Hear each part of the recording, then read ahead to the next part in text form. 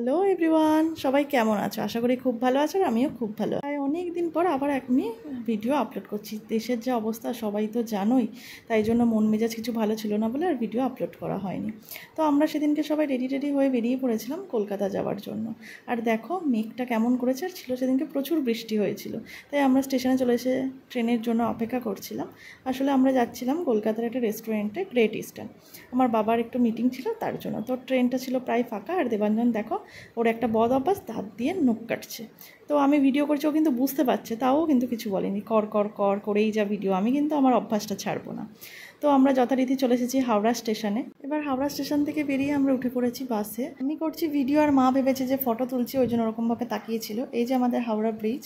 এরপর আমরা পৌঁছে গেলাম সেই হোটেলে, দ্য ললিত গ্রেট ইস্টার্ন। দেখো হোটেলটা খুব সুন্দর। আমি এই ফার্স্ট টাইমে এই হোটেলে গেছি, আর হোটেলের ভেতরটা ছিল তো খুব সুন্দর সুন্দর ফটো তোলার জায়গা। আমি তো প্রচুর ফটো তুলেছি। চলো এবার যেখানে মিটিং হবে সেই হলে যাওয়া যাক। এই যে আমরা লিফট করে ওপরে চলে এসেছি। আসলে বন্ধন মিউচুয়াল ফান্ডের একটা মিটিং ছিল। এই যে মিটিং প্রায় শুরু হয়ে গেছে, দেখো কত মানুষজন। তখনও প্রায় অনেক মানুষজনের আসা বাকি ছিল। মিটিংয়ের মাঝখানেই আমাদের দিয়ে দিয়েছে কফি। না, আমি কিন্তু কফি খাইনি, আমি দেবাঞ্জনের জন্য কফিটা বানাচ্ছিলাম। এরপরে মিটিং শেষ হয়ে যাওয়ার পর চলে গেছিলাম আমরা খাওয়া দাওয়া করতে। তো ছিল প্রচুর আইটেম, অনেকদিন হয়ে যাওয়ার ফলে আমি নামগুলো ভুলে গেছি। আর আমি বলছিলাম খুব সুন্দর খাবারগুলো, 5 স্টার হোটেলে খাবার এমনিতেই ভালো। তো এরকম হাসাহাসি করছিলাম, কারণ আমাকে দাদু পিসিরা সবাই বলছিল যে এত খাবার নিয়েছিস, তুই খেতে পারবি? বিশ্বাস করো আমি সত্যি কিছু অতটাও খেতে পারিনি। খাওয়া দাওয়া শেষ করে চলে গেলাম আমরা নিচে একটু ঘুরে দেখবো বলে।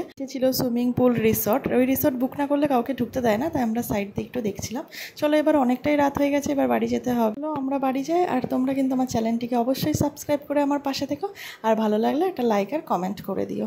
সবাই খুব ভালো থেকো, সাবধানে থেকো। চলো টাটা, আবার দেখা হবে অন্য কোনো একটা ব্লগ।